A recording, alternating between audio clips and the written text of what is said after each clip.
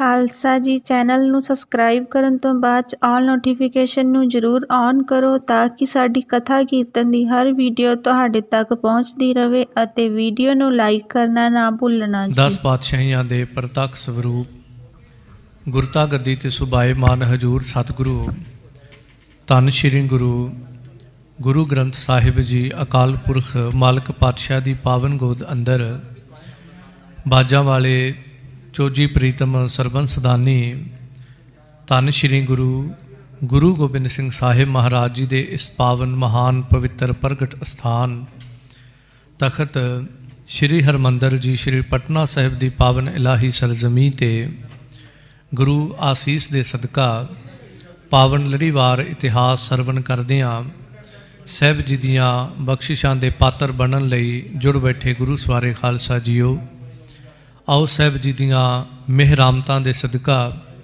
ਦਾਤਾ ਜੀ ਦੇ ਪਾਵਨ ਸਰਗੁਣ ਸਰੂਪ ਦੀਆਂ ਜੋ ਬਾਤਾਂ ਨੇ ਮੇਰੀਆਂ ਪੀੜੀਆਂ ਦੇ ਦਾਤੇ ਧੰਨ ਗੁਰੂ ਹਰਗੋਬਿੰਦ ਸਾਹਿਬ ਮਹਾਰਾਜ ਜੀ ਦੇ ਪਾਵਨ ਜੀਵਨ ਬਿਰਤਾਂਤ ਜੋ ਲੜੀਵਾਰ ਰੂਪ ਤਹਿਤ ਆਪਾਂ ਸਰਵਣ ਕਰ ਰਹੇ ਹਾਂ। ਕੱਲ੍ਹ ਦੇ ਦੀਵਾਨਾਂ ਤੱਕ ਆਪਾਂ ਸਰਵਣ ਕੀਤਾ ਹੈ ਕਿ ਹਜੂਰ ਧੰਨ ਗੁਰੂ ਹਰਗੋਬਿੰਦ ਸਾਹਿਬ ਮਹਾਰਾਜ ਜੀ ਨੇ ਜਿੱਥੇ ਜੰਗ ਸੰਸਾਰ ਦੇ ਅੰਦਰ ਜੋ ਦੁਸ਼ਟ ਲੋਕ ਸਨ, ਤੁਰਕ ਲੋਕ ਸਨ, ਜੰਗ ਦੇ ਉਸ ਮੈਦਾਨ ਦੇ ਵਿੱਚ ਉਹਨਾਂ ਦੇ ਨਾਲ ਜੂਝ ਕਰਕੇ ਜਿੱਥੇ ਤੁਰਕਾਂ ਦਾ ਨਾਸ਼ ਕੀਤਾ ਹੈ, ਉੱਥੇ ਹਜੂਰ ਪਾਤਸ਼ਾਹ ਜੀ ਨੇ ਇਸ ਸੰਸਾਰ ਨੂੰ ਇੱਕ ਬਹੁਤ ਵੱਡਾ ਸੁਰੱਖਿਅਤਾ ਦਾ ਦਾਨ ਦਿੱਤਾ ਹੈ। ਨਾਲ ਹੀ ਹਜੂਰ ਪਾਤਸ਼ਾਹ ਜੋ ਕੋਈ ਗਰੀਬ ਸਾਹਿਬ ਕੋਲ ਆਉਂਦਾ ਹੈ ਉਹਨੂੰ ਦਾਨ ਦਿੰਦੇ ਨੇ। ਇਹਨਾਂ ਦਾਨ ਲੈਣ ਵਾਲਿਆਂ ਦੇ ਵਿੱਚ ਬੜੇ ਬੜੇ ਵਿਦਵਾਨ ਜਿਹੜੇ ਨੇ ਉਹ ਵੀ ਗਰੀਬ ਬਣ ਕੇ ਹਜੂਰ ਤੋਂ ਦਾਨ ਲੈਣ ਆਉਂਦੇ ਨੇ, ਜਿਸ ਦੇ ਅੰਦਰ ਢਾਡੀ ਨੱਥਾ ਅਬਦੁੱਲਾ ਵੀ ਹਜੂਰ ਪਾਤਸ਼ਾਹ ਕੋਲ ਆਏ ਨੇ। ਇਸ ਤੋਂ ਪਹਿਲਾਂ ਵੀ ਬੜੇ ਲੋਕ ਇਸ ਤਰ੍ਹਾਂ ਦੇ ਆਏ ਜਿਨ੍ਹਾਂ ਨੇ ਆਪਣੇ ਘੋੜਿਆਂ ਨੂੰ ਹਜੂਰ ਪਾਤਸ਼ਾਹ ਜੀ ਦੇ ਅੱਗੇ ਨਚਾਇਆ। ਪਾਤਸ਼ਾਹ ਖੁਸ਼ ਹੋ ਕੇ ਉਹਨਾਂ ਨੂੰ ਇਨਾਮ ਦਿੱਤੇ। ਕਿਸੇ ਨੇ ਵਾਰਾਂ ਗਾਈਆਂ, ਪਾਤਸ਼ਾਹ ਨੇ ਇੰਨੇ ਇਨਾਮ ਦਿੱਤੇ ਕਿ ਕੱਲ੍ਹ ਕਵੀ ਸਾਹਿਬ ਜੀ ਨੇ ਜ਼ਿਕਰ ਕੀਤਾ ਹੈ ਕਿ ਹਜੂਰ ਪਾਤਸ਼ਾਹ ਜਦੋਂ ਉਹਨਾਂ ਨੂੰ ਸੋਨਾ, ਉਹਨਾਂ ਨੂੰ ਸੋਹਣੇ ਵਸਤਰ, ਕਈਆਂ ਨੂੰ ਤੇ ਸੈਨਾ ਵਾਲੇ ਵਸਤਰ ਦੇ ਦਿੰਦੇ ਸੀ। ਜਿਵੇਂ ਸੈਨਾ ਵਸਤਰ ਪਾਉਂਦੀ ਹੈ ਨਾ, ਉਹ ਮਹਿੰਗੇ ਵਸਤਰ, ਮਹਿੰਗੇ ਸ਼ਸਤਰ, ਮਹਿੰਗੇ ਘੋੜੇ ਦੇ ਦੇਣੇ। ਅਤੇ ਜਦੋਂ ਉਹਨਾਂ ਨੇ ਆਪਣੇ ਪਿੰਡ, ਆਪਣੇ ਨਗਰ ਵਿੱਚ ਜਾਣਾ ਤੇ ਉਹਨਾਂ ਦੇ ਜਿਹੜੇ ਭਾਈਚਾਰੇ ਦੇ ਲੋਕ ਜਾਂ ਨਗਰ ਵਾਸੀ ਹੁੰਦੇ ਸੀ ਉਹ ਡਰ ਜਾਂਦੇ ਸੀ ਕਿ ਸ਼ਾਇਦ ਇਹ ਕੋਈ ਸਰਕਾਰੀ ਅਹਿਲਕਾਰ, ਕੋਈ ਸਰਕਾਰੀ ਸੈਨਾਪਤੀ ਸਾਡੇ ਇਲਾਕੇ ਵਿੱਚ ਆ ਗਿਆ ਹੈ ਅਤੇ ਹੁਣ ਅਸੀਂ ਸੁਰੱਖਿਅਤ ਨਹੀਂ ਹਾਂ। ਉਹ ਡਰ ਕੇ ਚਲੇ ਜਾਂਦੇ ਸੀ ਕਿ ਸਾਨੂੰ ਲੁੱਟ ਨਾ ਲਵੇ, ਸਾਡੇ ਤੋਂ ਕੁਝ ਖੋਹ ਨਾ ਲਵੇ। ਪਰ ਫਿਰ ਉਹ ਆਪ ਹੀ ਆਵਾਜ਼ ਦੇ ਕੇ ਕਹਿੰਦਾ ਸੀ, ਭਾਈ ਮੈਂ ਤੁਹਾਡੇ ਨਗਰ ਵਾਲਾ ਹਾਂ, ਮੇਰੇ ਤੋਂ ਡਰੋ ਨਾ। ਮੈਂ ਗੁਰੂ ਹਰਗੋਬਿੰਦ ਮਹਾਰਾਜ ਕੋਲ ਗਿਆ ਸੀ, ਮੈਂ ਦਾਨ ਮੰਗਿਆ ਅਤੇ ਦਾਤੇ ਨੇ ਸਾਰਾ ਕੁਝ ਦਾਨ ਵਿੱਚ ਦਿੱਤਾ ਹੈ। ਇਸ ਤਰ੍ਹਾਂ ਦੂਰ ਦੂਰ ਤੋਂ ਐਸੇ ਲੋਕ ਜਿਹੜੇ ਪਾਤਸ਼ਾਹ ਕੋਲ ਆਉਣ ਲੱਗੇ। ਢਾਡੀ ਨੱਥਾ ਅਬਦੁੱਲਾ ਵੀ ਆਏ। ਉਹਨਾਂ ਵੀ 4 ਜੰਗ ਜਿਹੜੇ ਪਾਤਸ਼ਾਹ ਨੇ ਲੜੇ ਉਹਨਾਂ ਨੂੰ ਵਾਰ ਰੂਪ ਵਿੱਚ ਕਲਮਬੱਧ ਕੀਤਾ। ਹਜੂਰ ਪਾਤਸ਼ਾਹ ਤੋਂ ਉੱਠ ਕੇ ਉਹਨਾਂ ਨੂੰ ਵੀ ਸੋਹਣੀਆਂ ਹਾਥੀ ਦੀਆਂ ਸਵਾਰੀਆਂ ਦਿੱਤੀਆਂ। ਹੋਰ ਵੀ ਬੇਅੰਤ ਬਖਸ਼ਿਸ਼ਾਂ ਜਿਹੜੀਆਂ ਸੀ ਉਹ ਪਾਤਸ਼ਾਹ ਨੇ ਦੇ ਕੇ ਨਿਵਾਜਿਆ। ਬੇਅੰਤ ਸੰਗਤ ਆ ਰਹੀ ਸੀ। ਇੱਕ ਦਿਨ ਬੈਠਿਆਂ ਬੈਠਿਆਂ ਹਜੂਰ ਪਾਤਸ਼ਾਹ ਜੀ ਦਾ ਬਹੁਤ ਉੱਚ ਕੋਟੀ ਦਾ ਸੂਰਮਾ ਅਤੇ ਬੜਾ ਅਥਾਹ ਪ੍ਰੇਮ ਕਰਨ ਵਾਲਾ ਸਿੱਖ ਭਾਈ ਮਲਕ ਜਾਤੀ ਜੋ ਬ੍ਰਾਹਮਣ ਹੈ, ਉਹ ਹਜੂਰ ਪਾਤਸ਼ਾਹ ਜੀ ਦੇ ਕੋਲ ਬੈਠਾ ਅਤੇ ਬੇਨਤੀ ਕੀਤੀ ਕਿ ਮਹਾਰਾਜ ਜੀ, ਮੇਰਾ ਅੰਤਲਾ ਸਮਾਂ ਇਸ ਸਰੀਰ ਦਾ ਜਿਹੜਾ ਨੇੜੇ ਆ ਗਿਆ ਅਤੇ ਤੁਸੀਂ ਤਰਸ ਕਰੋ, ਮੈਨੂੰ ਆਤਮਿਕ ਗਿਆਨ ਦਿਓ। ਮਹਾਰਾਜ ਇਹ ਸਰੀਰ ਕੀ ਹੈ, ਇਹ ਆਤਮਾ ਕੀ ਹੈ, ਇਹ ਸਾਡਾ ਸਵੈ ਸਰੂਪ ਕੀ ਹੈ, ਇਹਦੇ ਬਾਰੇ ਵਿੱਚ ਕੁਝ ਮੈਨੂੰ ਦੱਸੋ। ਹਾਲਾਂਕਿ ਉਹਦੀ ਬੜੀ ਉੱਚੀ ਆਵਾਜ਼ ਹੈ, ਕਿਉਂਕਿ ਤਾਂ ਹੀ ਉਹਨੂੰ ਪਤਾ ਲੱਗਾ ਮੇਰਾ ਅੰਤ ਸਮਾਂ ਨੇੜੇ ਆ ਗਿਆ, ਨਹੀਂ ਤੇ ਆਮ ਮਨੁੱਖ ਨੂੰ ਨਹੀਂ ਪਤਾ ਲੱਗਣਾ ਸੀ। ਹਜੂਰ ਪਾਤਸ਼ਾਹ ਨੇ ਫਿਰ ਉਹਨੂੰ ਉਪਦੇਸ਼ ਬਖਸ਼ਿਸ਼ ਕੀਤਾ ਹੈ ਕਿ ਤਨ ਜਿਹੜਾ ਹੈ, ਇਸ ਤਨ ਨੂੰ ਨਾਸ਼ਵਾਨ ਸਮਝੋ। ਇਹ ਤਨ ਜਿਹੜਾ ਆਉਣਾ ਜਾਣਾ ਹੈ, ਇਹ ਜੰਮਦਾ ਹੈ, ਇਹ ਮਰਦਾ ਹੈ। ਇਸ ਤੋਂ ਬਾਅਦ ਹਜੂਰ ਪਾਤਸ਼ਾਹ ਕਹਿੰਦੇ ਇਕਤਾ ਮਹਿ ਪ੍ਰਾਪਤ ਨਹਿ ਕਦਾ। ਇਹ ਤਨ ਜਿਹੜਾ, ਇਹਨੂੰ ਕਦੀ ਵੀ ਇਕਤਾ ਜਿਹੜੀ ਉਹ ਪ੍ਰਾਪਤ ਨਹੀਂ ਹੈ। ਇਹ ਵਾਰ-ਵਾਰ ਆਉਂਦਾ ਹੈ, ਜਾਂਦਾ ਹੈ, ਜੂਨਾਂ ਦੇ ਵਿੱਚ ਪੈਂਦਾ, 5 ਤੱਤਾਂ ਨੂੰ ਭੋਗਦਾ ਹੈ। ਉਸ ਤੋਂ ਬਾਅਦ ਹਜੂਰ ਕਹਿੰਦੇ ਮਨ ਦੀ ਗੱਲ ਆ ਜਾਂਦੀ ਹੈ, ਜੋ ਇਸ ਤਨ ਦੇ ਵਿੱਚ ਬੈਠਾ ਹੋਇਆ ਹੈ। ਅਤੇ ਇਹ ਮਨ ਜਿਹੜਾ ਹੈ ਇਹ ਕਦੀ ਛੋਟਾ ਹੋ ਜਾਂਦਾ ਹੈ, ਕਦੀ ਵੱਡਾ ਹੋ ਜਾਂਦਾ ਹੈ, ਕਦੀ ਕੋਈ ਰੂਪ ਧਾਰਨ ਕਰਦਾ ਹੈ, ਕਦੀ ਕੋਈ ਰੂਪ ਧਾਰਨ ਕਰਦਾ ਹੈ।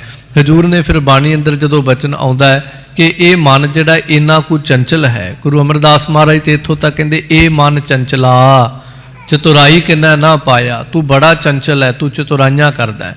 ਤੇ ਬਾਣੀ ਅੰਦਰ ਜਦੋਂ ਬਚਨ ਆਉਂਦਾ, ਕਬਹੂ ਜੀੜਾ ਊਬ ਚੜਤ ਹੈ, ਕਬਹੂ ਜਾਏ ਪਿਆਲੇ, ਲੋਭੀ ਜਿਹੜਾ ਥਿਰ ਨਾ ਰਹਿਤ ਹੈ, ਚਾਰੇ ਕੁੰਡਾ ਭਾਲੇ। ਹਜੂਰ ਫਿਰ ਉਹਨੂੰ ਮਨ ਦੇ ਬਾਰੇ ਦੱਸਦੇ ਨੇ, ਇਹ ਮਨ ਕੀ ਹੈ ਤੇ ਇਹ ਮਨ ਜੰਮਦਾ ਮਰਦਾ ਕਿਵੇਂ, ਜਾਂ ਇਹ ਜੰਮਦਾ ਮਰਦਾ ਕਿਉਂ ਨਹੀਂ। ਇਹਦੇ ਵੱਖ-ਵੱਖ ਰੂਪ ਹਨ। ਇਹ ਛੋਟਾ ਵੀ ਹੁੰਦਾ ਹੈ, ਵੱਡਾ ਵੀ ਹੁੰਦਾ ਹੈ, ਗਰੀਬ ਵੀ ਹੁੰਦਾ ਹੈ, ਅਮੀਰ ਵੀ ਹੁੰਦਾ ਹੈ। ਇਹ ਵਾਸ਼ਨਾਵਾਂ ਨੂੰ ਵੀ ਭੋਗਦਾ ਹੈ। ਇਹ ਮਨ ਜਿਹੜਾ ਇਹ ਵੈਰਾਗੀ ਵੀ ਹੋ ਜਾਂਦਾ ਹੈ, ਇਹ ਤਿਆਗੀ ਵੀ ਹੋ ਜਾਂਦਾ ਹੈ।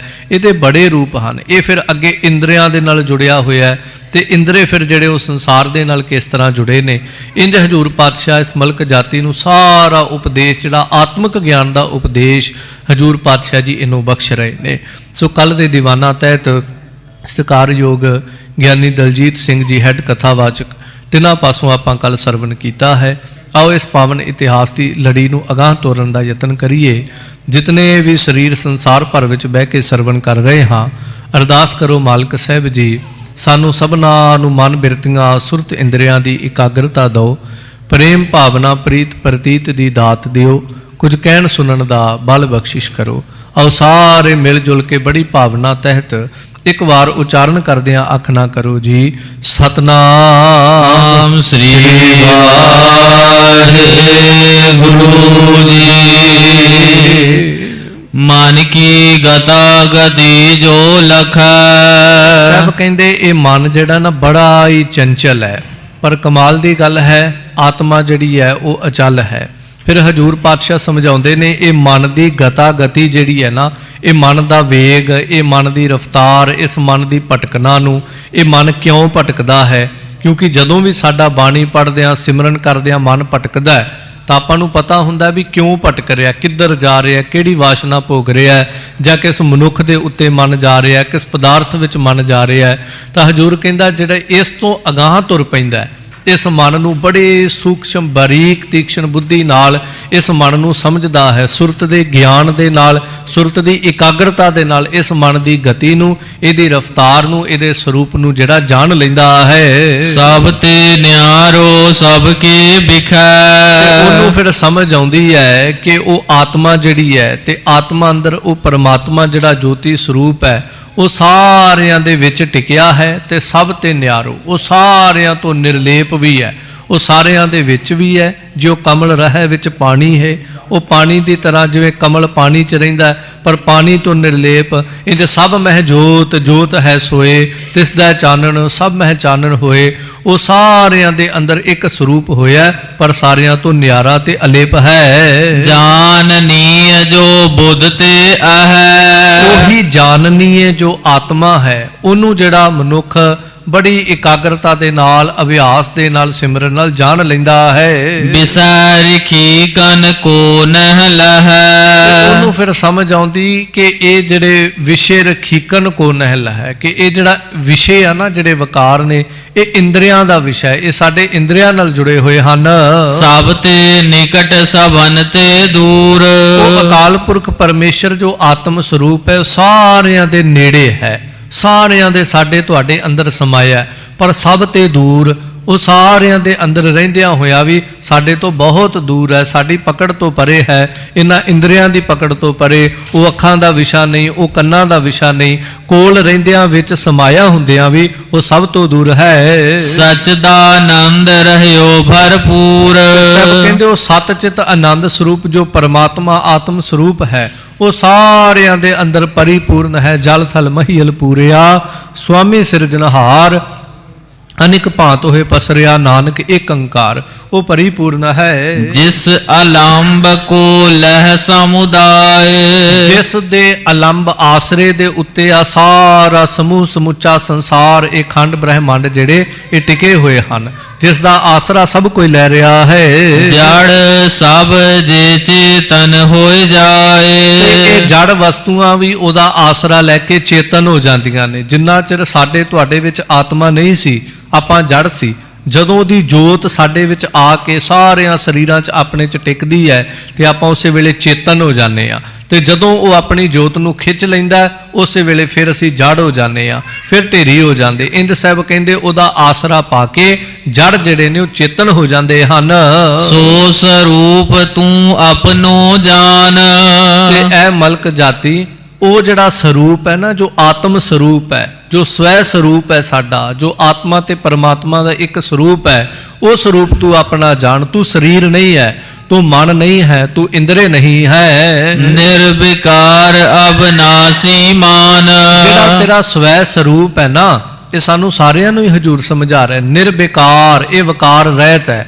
ਜੇ ਵਿਕਾਰਾਂ ਦੇ ਵਿੱਚ ਹੈ ਤਾਂ ਸਾਡਾ ਮਨ ਵਿਕਾਰਾਂ ਵਿੱਚ ਹੈ, ਸਾਡਾ ਤਨ ਵਿਕਾਰਾਂ ਦੇ ਵਿੱਚ ਹੈ, ਸਾਡੇ ਇੰਦਰੇ ਵਿਕਾਰਾਂ ਵਿੱਚ ਹੈ। ਆਤਮਾ ਕਦੀ ਵਿਕਾਰਾਂ ਦੇ ਵਿੱਚ ਨਹੀਂ ਹੈ। ਨਿਰਵਿਕਾਰ। ਉਸ ਤੋਂ ਬਾਅਦ ਹਜੂਰ ਪਾਤਸ਼ਾਹ ਕਹਿੰਦੇ ਨਿਰਲੰਭ ਹੈ, ਨਿਰਵਿਕਾਰ ਹੈ, ਅਬਿਨਾਸ਼ੀ ਹੈ। ਇਹ ਸਰੀਰ ਨਾਸ਼ਵਾਨ ਹੈ, ਇਹ ਮਨ ਵੀ ਮਰਦਾ ਹੈ। ਜਦੋਂ ਆਪਾਂ ਕਹਿੰਦੇ ਨਾ ਮਨ ਨੂੰ ਮਾਰ ਕੇ ਆ ਕੰਮ ਕੀਤਾ, ਜਾਂ ਮਨ ਨੂੰ ਵਸ ਕਰ ਲੈਣਾ, ਮਨ ਨੂੰ ਮਾਰ ਲੈਣਾ, ਮਨ ਵੀ ਮਰਦਾ ਹੈ, ਤਨ ਵੀ ਮਰਦਾ ਹੈ, ਇੰਦਰੇ ਵੀ ਮਰਦੇ ਹਨ। ਸਾਰਾ ਕੁਝ ਸੰਸਾਰ ਤੇ ਮਰਦਾ। ਵਾਸ਼ਨਾਵਾਂ ਵੀ ਸੰਸਾਰ ਤੇ ਮਰਦੀਆਂ ਨੇ। ਤਿਆਗ ਵੀ ਇੱਕ ਦਿਨ ਮਰ ਜਾਂਦਾ, ਵੈਰਾਗ ਵੀ ਇੱਕ ਦਿਨ ਮਰ ਜਾਂਦਾ ਹੈ। ਜੇ ਨਹੀਂ ਮਰਦਾ ਤੇ ਕੇਵਲ ਆਤਮਾ ਨਹੀਂ ਮਰਦਾ, ਉਹ ਪਰਮਾਤਮਾ ਨਹੀਂ ਮਰਦਾ। ਸਭ ਕਹਿੰਦੇ ਉਹ ਨਿਰਵਿਕਾਰ ਹੈ ਤੇ ਅਵਿਨਾਸ਼ੀ ਹੈ। ਇੰਜ ਜਾਣਨਾ ਕਰ। ਆਤਮ ਸੋ ਸੰਬੰਧ ਬੁੱਧ ਪਾਏ। ਹੁਣ ਅੱਗੇ ਬੜੇ ਪਿਆਰ ਨਾਲ ਸਮਝਾਉਂਦੇ ਨੇ, ਬੜੇ ਤਰੀਕੇ ਦੇ ਨਾਲ। ਆਤਮਾ ਦੇ ਨਾਲ ਸਾਡੀ ਬੁੱਧੀ ਦਾ ਸੰਬੰਧ ਬਣਦਾ ਹੈ। ਇਹ ਇੱਕ ਪੰਕਤੀ ਜੇ ਆਪਾਂ ਸਮਝ ਗਏ ਨਾ ਧਿਆਨ ਨਾਲ, ਤੇ ਸਾਨੂੰ ਸਵੈ ਸਰੂਪ ਦੀ ਸਮਝ ਆ ਜਾਏਗੀ ਬੜੇ ਸੋਹਣੇ ਤਰੀਕੇ ਨਾਲ। ਸਭ ਕਹਿੰਦੇ ਆਤਮਾ ਸਾਰਿਆਂ ਤੋਂ ਨਿਆਰਾ ਹੈ, ਸਾਰਿਆਂ ਤੋਂ ਨਿਰਲੇਪ ਹੈ।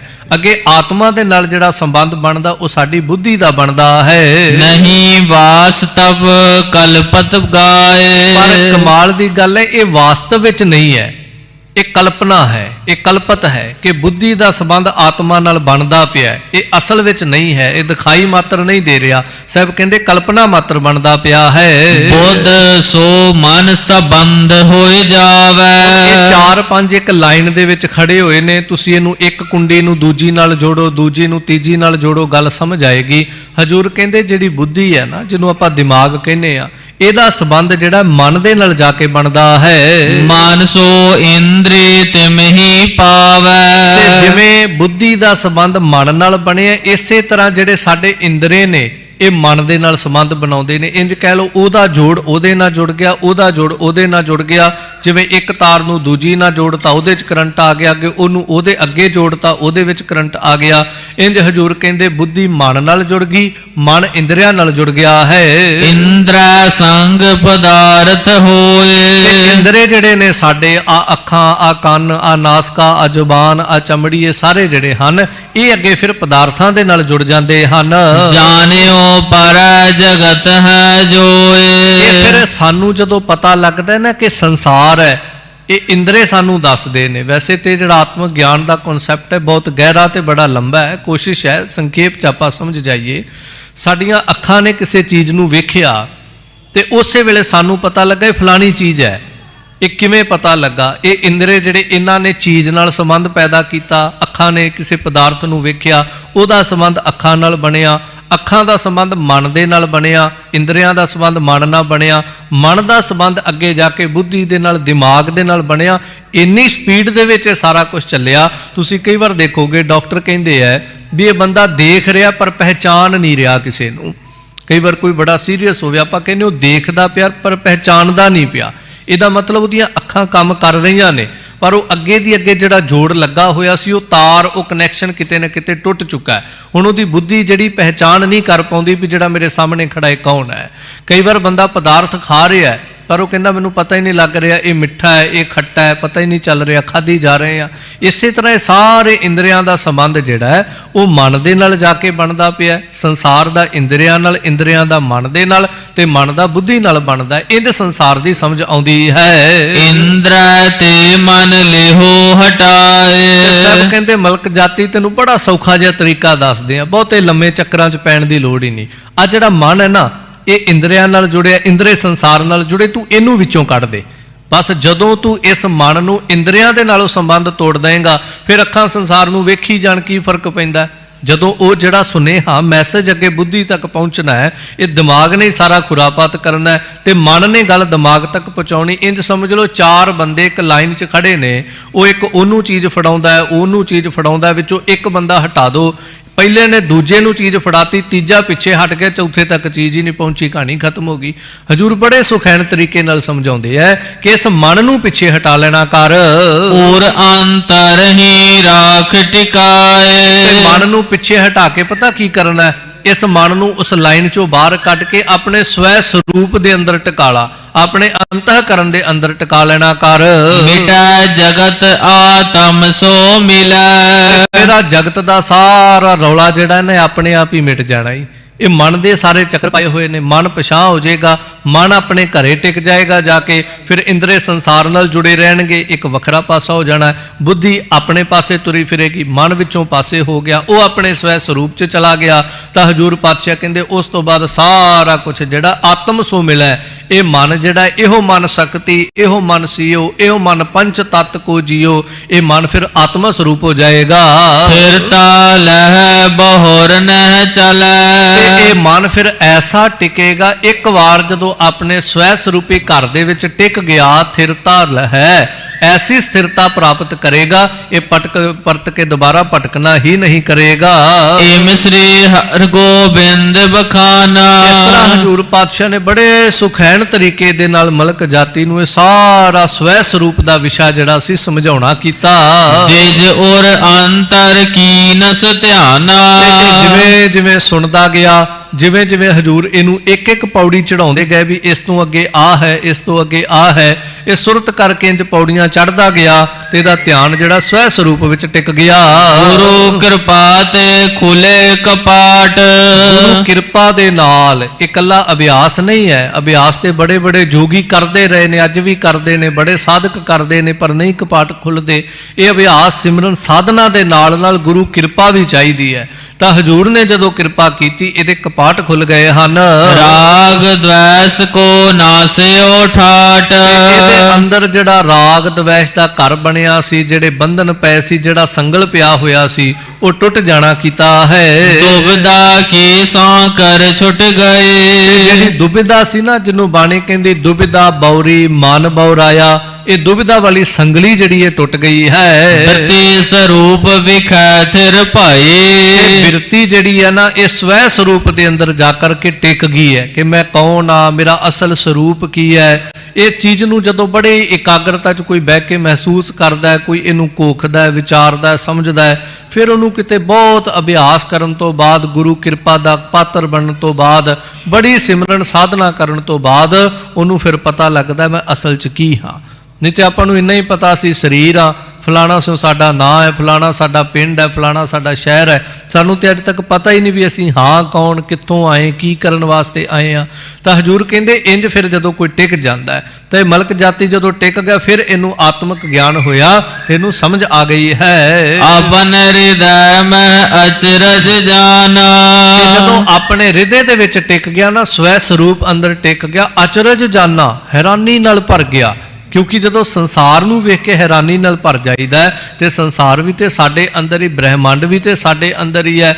ਜਦੋਂ ਆਪਣੇ ਸਵੈ ਸਰੂਪ ਨੂੰ ਕਦੀ ਦੇਖੋਗੇ ਨਾ, ਤੇ ਪਾਤਸ਼ਾਹ ਜੀ ਕਹਿੰਦੇ ਬੜੇ ਆਨੰਦ ਨਾਲ ਭਰ ਜਾਈਦਾ ਹੈ। ਤੇ ਇਹਨੇ ਵੀ ਜਦੋਂ ਦੇਖਿਆ ਹੈਰਾਨੀ ਨਾਲ ਭਰ ਗਿਆ ਹੈ ਕਿ ਆ ਮੇਰਾ ਅਸਲ ਸਰੂਪ ਸੀ। ਪ੍ਰਾਪਤ ਰਸ ਪਾ ਆਨੰਦ ਮਹਾਨਾ। ਤੇ ਬੜਾ ਆਨੰਦ ਪ੍ਰਾਪਤ ਹੋਇਆ ਤੇ ਜਿਹੜਾ ਆਤਮਿਕ ਰਸ ਸੀ ਉਹ ਆਤਮਿਕ ਰਸ ਪ੍ਰਾਪਤ ਹੋ ਗਿਆ। ਨੇਤਰ ਮੂੰਦ ਕਰਕੇ ਤਕ ਕਾਲ। ਕਿੰਨਾ ਸਮਾਂ ਇਹ ਮਲਕ ਜਾਤੀ ਜਿਹੜਾ ਸੀ ਇਹ ਨੇਤਰ ਬੰਦ ਕਰਕੇ ਬੈਠਾ ਰਿਹਾ। ਲਖਿਓ ਹਿਰਦੇ ਮਹਿ ਅਦਭੁਤ ਖਿਆਲ। ਤੇ ਆਪਣੇ ਹਿਰਦੇ ਦੇ ਅੰਦਰ ਕਈ ਅਦਭੁਤ ਖਿਆਲ ਜਿਹੜੇ ਸਨ ਸਵੈ ਸਰੂਪ ਨਾਲ ਟਿਕ ਕੇ ਆਉਣ ਲੱਗੇ। ਬਹੁਰ ਗੁਰੂ ਬੈਠੇ ਟਿਕ ਹੀਰੇ। ਕਾਫੀ ਸਮੇਂ ਬਾਅਦ ਜਦੋਂ ਇਹਦੇ ਨੇਤਰ ਖੁੱਲੇ ਨਾ, ਸਵੈ ਸਰੂਪ ਚੋਂ ਬਾਹਰ ਆਇਆ ਤੇ ਸਾਹਮਣੇ ਧੰਨ ਗੁਰੂ ਹਰਗੋਬਿੰਦ ਮਹਾਰਾਜ ਸਾਹਿਬ ਨੂੰ ਬੈਠੇ ਦੇਖਿਆ। ਬੰਦਨ ਕਰ ਗੁਣ ਜਾਨ ਵਡੇਰੇ। ਸਤਿਗੁਰੂ ਪਾਤਸ਼ਾਹ ਜੀ ਨੂੰ ਨਮਸਕਾਰ ਕਰਕੇ ਮਹਾਨ ਗੁਣਾ ਦੇ ਮਾਲਕ ਜਾਣ ਕਰਕੇ ਮਹਿਮਾ ਕਹੀ ਨਾ ਤੁਮ ਸਮ ਆਨ। ਹਜ਼ੂਰ ਦੀ ਮਹਿਮਾ ਕਰਨ ਲੱਗਾ, ਪਾਤਸ਼ਾਹ ਜੀ ਤੁਹਾਡੇ ਵਰਗਾ, ਤੁਹਾਡੇ ਸਮਾਨ, ਤੁਹਾਡੇ ਬਰਾਬਰ ਇਸ ਸਾਰੇ ਬ੍ਰਹਿਮੰਡ ਸ੍ਰਿਸ਼ਟੀ ਵਿੱਚ ਕੋਈ ਨਹੀਂ। ਕੋ ਉਪਮਾ ਮੈਂ ਕਰਉ ਬਖਾਨ। ਅਸੀਂ ਅਲਪੱਗ ਜੀਵ ਹਾਂ ਪਾਤਸ਼ਾਹ, ਮੈਂ ਤੁਹਾਡੀ ਕਿਹੜੀ ਕਿਹੜੀ ਉਪਮਾ ਵਿਖਿਆਨ ਕਰਾਂ, ਵਰਣਨ ਕਰਾਂ। ਆਪਨੋ ਜਾਨ ਗਿਆਨ ਮੁਝ ਦੀਨ। ਤੁਸੀਂ ਮੇਰੇ ਗਰੀਬ ਤੇ ਤਰਸ ਕੀਤਾ ਤੇ ਆਪਣਾ ਜਾਣ ਕੇ ਮੈਨੂੰ ਗਿਆਨ ਬਖਸ਼ਣਾ ਕੀਤਾ। ਜਿਸ ਕੋ ਜੋਗੀ ਸਕਹ ਨ ਚੀਨ। ਉਹ ਆਤਮਿਕ ਗਿਆਨ, ਉਹ ਸਵੈ ਸਰੂਪ ਜਿਸ ਨੂੰ ਜੋਗੀ ਲੋਕ ਜਿਹੜੇ ਨੇ ਕਈ ਸਾਲ ਜੁਗਾਂ ਤੱਕ ਸਮਾਧੀਆਂ ਲਾ ਕੇ ਵੀ ਜਿਸ ਆਤਮਿਕ ਗਿਆਨ ਸਵੈ ਸਰੂਪ ਨੂੰ ਨਾ ਜਾਣ ਸਕੇ, ਪਾਤਸ਼ਾਹ ਤੁਸੀਂ ਤਰਸ ਕਰਕੇ ਮੈਨੂੰ ਉਹ ਦਾਤ ਦੇ ਦਿੱਤੀ। ਦੋਹਰਾ ਇਸ ਵਿਦ ਪ੍ਰਾਪਤ ਗਿਆਨ ਕੋ ਅੰਤ ਸਮਾਟਿਕ ਚੀਨ। ਇਸ ਤਰ੍ਹਾਂ ਮਲਕ ਜਾਤੀ ਜਿਹੜਾ ਸੀ ਇਹਨੇ ਆਤਮਿਕ ਗਿਆਨ ਪ੍ਰਾਪਤ ਕੀਤਾ ਤੇ ਇਹਨੂੰ ਅੰਤ ਸਮਾਂ ਪਹਿਲਾਂ ਵੀ ਪਤਾ ਸੀ ਮੇਰਾ ਅੰਤ ਸਮਾਂ ਨੇੜੇ ਆ ਗਿਆ, ਪਰ ਹੁਣ ਬਹੁਤ ਨਜ਼ਦੀਕ ਅੰਤ ਸਮਾਂ ਦਿਸ ਪਿਆ। ਗਮਨਿਓ ਸ੍ਰੀ ਗੁਰ ਕੇ ਨਿਕਟ ਦਇਆ ਰਾਮ ਸੰਗ ਲੀਨ। ਹੁਣ ਅੱਗੇ ਫਿਰ ਇਹ ਹਜੂਰ ਪਾਤਸ਼ਾਹ ਜੀ ਦੇ ਕੋਲ ਬੈਠਾ ਸੀ, ਪਰ ਇਹ ਹੁਣ ਵਾਪਿਸ ਜਾ ਕੇ ਫਿਰ ਆਪਣੇ ਪੁੱਤਰ ਨੂੰ ਗੁਰੂ ਹਜੂਰ ਪਾਤਸ਼ਾਹ ਜੀ ਦੇ ਕੋਲ ਲੈ ਕੇ ਆਇਆ। ਚੌਪਾਏ ਸ੍ਰੀ ਪ੍ਰਭ ਮੈਂ ਅਬ ਤਜਉ ਸਰੀਰ। ਪਾਤਸ਼ਾਹ ਜੀ ਨੂੰ ਫਿਰ ਆ ਕੇ ਕਹਿੰਦਾ, ਆਪਣੇ ਪੁੱਤਰ ਨੂੰ ਲਿਆਉਂਦਾ ਹੈ ਤੇ ਮਹਾਰਾਜ ਸਾਹਿਬ ਦੇ ਸਾਹਮਣੇ ਖੜਾ ਕਰਕੇ ਕਹਿੰਦਾ, ਮਹਾਰਾਜ ਜੀ ਹੁਣ ਮੈਂ ਆਪਣਾ ਸਰੀਰ ਛੱਡ ਦੇਣਾ ਹੈ। ਦਇਆ ਰਾਮ ਸੁਤ ਤੁਮਰੇ ਤੀਰ। ਮਹਾਰਾਜ ਇਹ ਜਿਹੜਾ ਮੇਰਾ ਦਇਆ ਰਾਮ ਪੁੱਤਰ ਹੈ ਨਾ, ਇਹ ਮੈਂ ਤੁਹਾਡੇ ਕੋਲ ਛੱਡ ਕੇ ਜਾ ਰਿਹਾ, ਤੁਹਾਡੇ ਆਸਰੇ ਤੇ ਛੱਡਣ ਲੱਗਾ ਹਾਂ। ਗਹਿ ਪੁਜ ਕੋ ਰਾਖੋ ਨਿਜ ਪਾਸ। ਮਹਾਰਾਜ ਜੀ ਇਹਦੀ ਬਾਹ ਫੜ ਲਓ ਤੇ ਪਾਤਸ਼ਾਹ ਜੀ ਨੂੰ ਆਪਣੇ ਕੋਲ ਰੱਖ ਲਓ, ਆਪਣੇ ਚਰਨਾਂ ਨਾਲ ਜੋੜ ਕੇ ਰੱਖਿਓ। ਅਲਪ ਬੈਸ ਇਸ ਕੀ ਸੁਖ ਰਾਸ। ਮਹਾਰਾਜ ਇਹਦੀ ਬਹੁਤ ਛੋਟੀ ਜੀ ਉਮਰ ਹੈ, ਪਰ ਮੇਰੀ ਆਰਬਲਾ ਪੂਰੀ ਹੋ ਗਈ, ਮੈਂ ਸੰਸਾਰ ਤੋਂ ਤੁਰਨਾ ਹੈ ਤੇ ਸੁੱਖਾਂ ਦੇ ਦਾਤੇ ਇਹਨੂੰ ਸੁੱਖਾਂ ਦੀ ਦਾਤ ਬਖਸ਼ਿਓ ਤੇ ਆਪਣੇ ਚਰਨੀ ਲਾ ਰੱਖਿਓ। ਇੱਕ ਅਲੰਬ ਰਾਵਰ ਕੋ ਆਹ। ਕਿਰਪਾ ਕਰਿਓ ਮਹਾਰਾਜ, ਇਹ ਸਿਰਫ ਸਾਰੀ ਜ਼ਿੰਦਗੀ ਕੇਵਲ ਤੁਹਾਡਾ ਹੀ ਆਸਰਾ ਲੈ ਕੇ ਰੱਖੇ, ਤੁਹਾਡੇ ਆਸਰੇ ਤੇ ਹੀ ਰਹਿਣਾ ਕਰੇ। ਨਹੀਂ ਅਪਰ ਕੋ ਜਾਚਨ ਲਹੈ। ਕਿਤੇ ਐਸਾ ਨਾ ਹੋ ਜਾਏ ਕਿ ਕਿਸੇ ਹੋਰ ਦਰਵਾਜ਼ੇ ਨੂੰ ਖੜਕਾਉਣ ਲੱਗ ਪਵੇ। ਮਹਾਰਾਜ ਇਹਦੇ ਤੇ ਤਰਸ ਰੱਖਿਓ, ਤੁਹਾਡਾ ਆਸਰਾ ਰੱਖੇ ਤੇ ਕਿਸੇ ਹੋਰ ਦਰ ਦਾ ਜਾਚਕ ਭਿਹਾਰੀ ਨਾ ਬਣਨਾ ਕਰੇ। ਸਤਿਗੁਰ ਕਹਿਓ ਹੋਏ ਬੜ ਭਾਗਾ। ਹਜ਼ੂਰ ਪਾਤਸ਼ਾਹ ਕਹਿਣ ਲੱਗੇ, ਤੂੰ ਚਿੰਤਾ ਨਾ ਕਰ, ਇਹ ਤੇ ਬਹੁਤ ਵੱਡਿਆਂ ਭਾਗਾਂ ਵਾਲਾ ਹੈ ਅਤੇ ਹੋਰ ਵੀ ਹੋਵੇਗਾ। ਰਹਿ ਸਦਾ ਗੁਰ ਘਰ ਸੰਗ ਲਾਗਾ। ਕਹਿੰਦੇ ਸਦਾ ਗੁਰੂ ਘਰ ਨਾਲ ਜੁੜਿਆ ਰਹੇਗਾ, ਇਹ ਟੁੱਟੇਗਾ ਨਹੀਂ ਸਿੱਖੀ ਨਾਲੋਂ, ਤੂੰ ਇਹ ਨਾ ਚਿੰਤਾ ਕਰ। ਕਿਉਂਕਿ ਇਹਨੂੰ ਫਿਕਰ ਸੀ ਕਿ ਇਹਦੀ ਉਮਰ ਛੋਟੀ ਹੈ ਤੇ ਛੋਟਾ ਬੱਚਾ ਕਦੀ ਵੀ ਰਾਹ ਤੋਂ ਭਟਕ ਸਕਦਾ ਹੈ, ਸਿਆਣੇ ਭਟਕ ਜਾਂਦੇ ਨੇ, ਇਸ ਕਰਕੇ ਇਹਨੂੰ ਫਿਕਰ ਹੈ, ਇਹਨੂੰ ਚਿੰਤਾ ਹੈ ਇਸ ਗੱਲ ਦੀ। ਤਾਂ ਕਹਿੰਦਾ ਮਹਾਰਾਜ ਇਹ ਕਿਤੇ ਜ਼ਿੰਦਗੀ 'ਚ ਗਲਤ ਰਾਹੇ ਨਾ ਪੈ ਜੇ, ਕਿਸੇ ਹੋਰ ਦੇ ਦਰ ਤੇ ਮੁਤਾਜ ਨਾ ਹੋ ਜੇ। ਤਾਂ ਹਜੂਰ ਕਹਿੰਦੇ ਚਿੰਤਾ ਨਾ ਕਰ, ਇਹ ਇਸ ਦਰ ਤੇ ਸਾਰੀ ਜ਼ਿੰਦਗੀ ਰਹੇਗਾ, ਬੜਾ ਸਿੱਖੀ ਨੂੰ ਕਮਾਏਗਾ। ਦਸਮ ਗੁਰੂ ਹੋਵੇ ਜਿਸ ਕਾਲਾ। ਕਹਿੰਦੇ ਜਦੋਂ ਅਸੀਂ 10ਵਾਂ ਜਾਮਾ ਧਾਰਨ ਕਰਾਂਗੇ, 10ਵੇਂ ਗੁਰੂ ਹੋਵਾਂਗੇ। ਦੇਗ ਤੇਗ ਕੇ ਧਨੀ ਵਿਸਾਲਾ। ਉਸ ਵਕਤ ਜਦੋਂ ਦੇਗ ਤੇ ਤੇਗ ਜਿਹੜੀ ਉਹ ਚੱਲੇਗੀ, ਉਸ ਵਕਤ ਇਹ ਤੇਰਾ ਪੁੱਤਰ ਜਿਹੜਾ ਹੈ ਮਚਹ ਘੋਰ ਸੰਗਰ ਭਟ ਲਰੈ। ਜਦੋਂ ਅਸੀਂ 10ਵੇਂ ਜਾਮੇ ਵਿੱਚ ਘੋਰ ਯੁੱਧ ਕਰਾਂਗੇ ਨਾ, ਉਦੋਂ ਤੇਰਾ ਪੁੱਤਰ ਜਿਹੜਾ ਮਚਹ ਘੋਰ ਸੰਘਰ ਭਟ ਲਹੈ, ਉਸ ਵੇਲੇ ਤੇਰਾ ਪੁੱਤਰ ਜਿਹੜਾ ਬੜਾ ਘੋਰ ਦਾ ਜੰਗ ਮਚਾਏਗਾ, ਸਾਡੇ ਨਾਲ ਰਲ ਕੇ ਬੜੇ ਵੈਰੀਆਂ ਦੇ ਨਾਸ਼ ਕਰਨਾ ਕਰੇਗਾ। ਤਬ ਇਹੋ ਸ਼ਾਸਤਰ ਜੁੱਧ ਮਹਿ ਕਰੈ। ਜਦੋਂ ਅਸੀਂ ਦੁਸ਼ਟਾਂ ਦੇ ਨਾਸ਼ ਕਰਾਂਗੇ ਨਾ, ਤੇਰਾ ਪੁੱਤਰ ਵੀ ਉਸ ਵੇਲੇ ਹੱਥ ਵਿੱਚ ਸ਼ਸਤਰ ਫੜ ਕੇ ਤੇ ਦੁਸ਼ਟਾਂ ਦੇ ਨਾਸ਼ ਕਰਨਾ ਕਰੇਗਾ। ਤਿਨ ਕੇ ਸੰਗ ਸਦਾ ਸੁਖ ਪਾਵੈ। ਸਾਡਾ ਜਿਹੜਾ 10ਵਾਂ ਜਾਮਾ 10ਵਾਂ ਸਰੂਪ ਹੋਏਗਾ ਨਾ, ਤੇਰਾ ਪੁੱਤਰ ਸਦਾ ਉਹ ਸਾਡੇ ਸਰੂਪ ਦੇ ਨਾਲ ਰਹੇਗਾ। ਭਾਵ ਗੁਰੂ ਗੋਬਿੰਦ ਸਿੰਘ ਸਾਹਿਬ ਮਹਾਰਾਜ ਵੱਲ ਇਸ਼ਾਰਾ ਕਰਕੇ ਕਹਿੰਦੇ ਨੇ, ਜਦੋਂ ਅਸੀਂ ਗੁਰੂ ਗੋਬਿੰਦ ਸਿੰਘ ਮਹਾਰਾਜ ਦੇ ਰੂਪ ਵਿੱਚ ਹੋਵਾਂਗੇ, ਤੇਰਾ ਪੁੱਤਰ ਸਦਾ ਸਾਡੇ ਨਾਲ ਰਹੇਗਾ ਤੇ ਬੜਾ ਸੁਖ ਪ੍ਰਾਪਤ ਕਰੇਗਾ। ਜਸ ਬਿਦਤਹ ਜਗ ਮਹਿ ਨਰ ਗਾਵੈ। ਇਹਦਾ ਇੰਨਾ ਜਸ ਹੋਏਗਾ, ਇੰਨਾ ਜਸ ਹੋਏਗਾ ਕਿ ਸਦਾ ਇਹਦਾ ਜਸ ਸੰਸਾਰ ਤੇ ਪ੍ਰਗਟ ਰਹੇਗਾ ਤੇ ਆਉਣ ਵਾਲੀ ਦੁਨੀਆ ਇਹਦੇ ਸੋਹਲੇ ਗਾਏਗੀ, ਇਹਦਾ ਜਸ ਗਾਇਆ ਕਰੇਗੀ। ਜਾਤੀ ਮਲਕ ਸੁਨਤ ਹਰ ਖਾਇਓ। ਜਾਤੀ ਮਲਕ ਨੇ ਜਦੋਂ ਹਜੂਰ ਦੇ ਇਹ ਬਚਨ ਸੁਨੇ ਨੇ ਨਾ, ਇਹ ਬੜਾ ਖੁਸ਼ ਹੋਇਆ ਮੇਰੇ ਪਾਤਸ਼ਾਹ ਨੇ ਐਡੀ ਵੱਡੀ ਅਸੀਸ ਦਿੱਤੀ। ਤੇ ਹਜੂਰ ਪਾਤਸ਼ਾਹ ਜੀ ਦੇ ਇਹ ਬਚਨ ਫਿਰ 10ਵੇਂ ਜਾਮੇ ਪਾਤਸ਼ਾਹ ਨੇ ਬਚਨ ਇਹ ਜਿਹੜੇ ਸਫਲੇ ਵੀ ਕੀਤੇ, ਪੂਰੇ ਵੀ ਕੀਤੇ।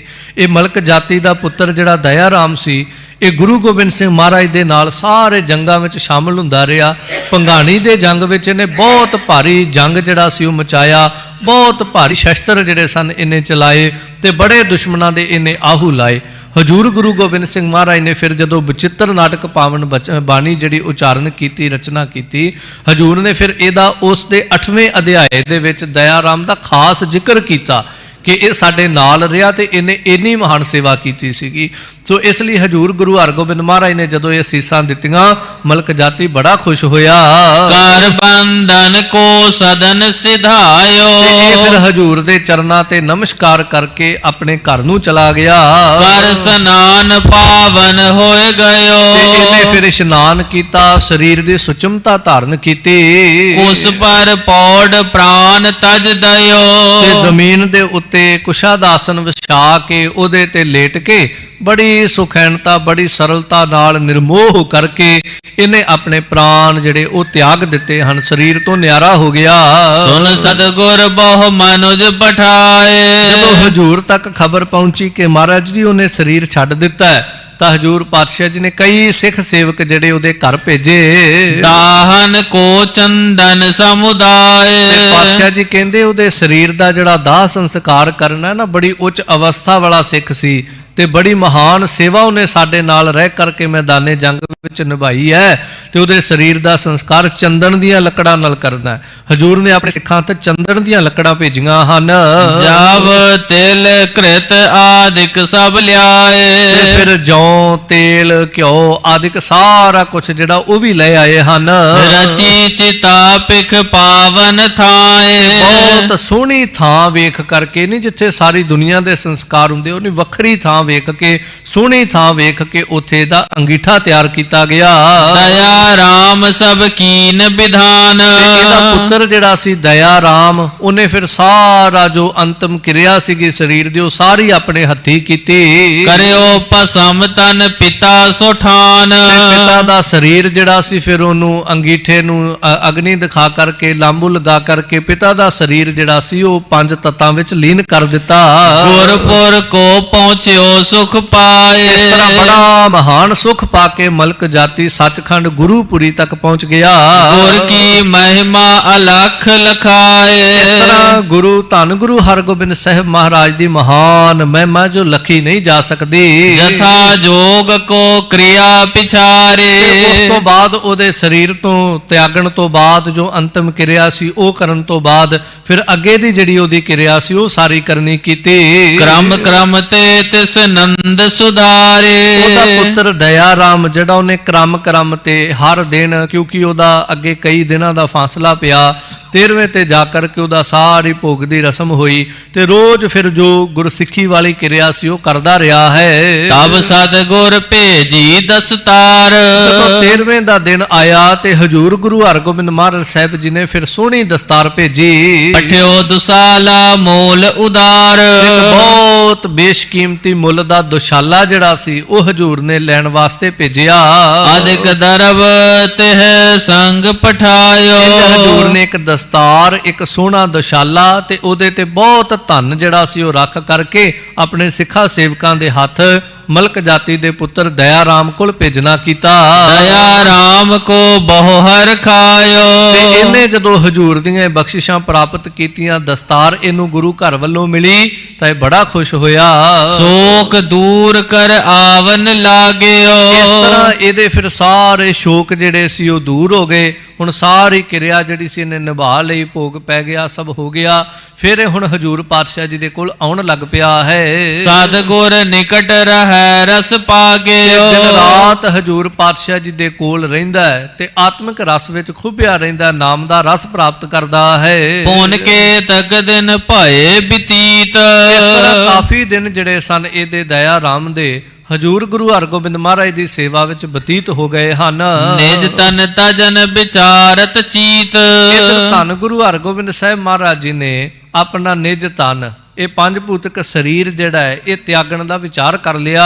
ਗੁਰ ਤਾਗਾਦੀ ਸ੍ਰੀ ਹਰਿ ਰਾਏ। ਹਜ਼ੂਰ ਨੇ ਇਹ ਵੀ ਵਿਚਾਰ ਕਰ ਲਿਆ ਕਿ ਅੱਗੇ ਗੁਰਤਾ ਗੱਦੀ ਜਿਹੜੀ ਹੈ ਉਹ ਸ਼੍ਰੀ ਹਰਿ ਰਾਏ ਜੀ ਨੂੰ ਦੇਣੀ ਹੈ। ਚਾਹੇ ਕਿਤਕ ਦਿਨ ਆਗੇ ਪਾਏ। ਅਸੀਂ ਚਾਹੁੰਦੇ ਹਾਂ ਕਿ ਸਰੀਰ ਤਿਆਗਣ ਤੋਂ ਪਹਿਲਾਂ ਇਹ ਸਾਰਾ ਕੁਝ ਜਿਹੜਾ ਕਰ ਲਈਏ। ਜਿਸ ਤੇ ਕੋ ਨਹਿ ਕਰਹਿ ਬਿਖੇਰਾ। ਤਾਂ ਕਿ ਕੱਲ ਨੂੰ ਜੇ ਅਸੀਂ ਇਹ ਗੁਰਤਾ ਗੱਦੀ ਦੀ ਰਸਮ ਜਿਹੜੀ ਉਹ ਨਹੀਂ ਨਿਭਾਉਂਦੇ ਹਾਂ, ਆਪਣੇ ਸਰੀਰ ਦੇ ਵਿੱਚ ਰਹਿੰਦੇ ਹਾਂ, ਇਹ ਜੋਤ ਜਿਹੜੀ ਸ਼੍ਰੀ ਹਰਿ ਰਾਏ ਜੀ ਦੇ ਅੰਦਰ ਨਹੀਂ ਟਿਕਾਉਂਦੇ, ਉਹਨਾਂ ਨੂੰ ਗੁਰਤਾ ਗੱਦੀ ਦਾ ਤਿਲਕ ਨਹੀਂ ਲਵਾਉਂਦੇ, ਤਾਂ ਜੇ ਅਸੀਂ ਇੰਜ ਸਰੀਰ ਤਿਆਗ ਦਿੱਤਾ ਤਾਂ ਉਸ ਤੋਂ ਬਾਅਦ ਬੜੇ ਲੋਕ ਜਿਹੜੇ ਹਨ ਉਹ ਬਖੇੜਾ ਕਰਨਗੇ।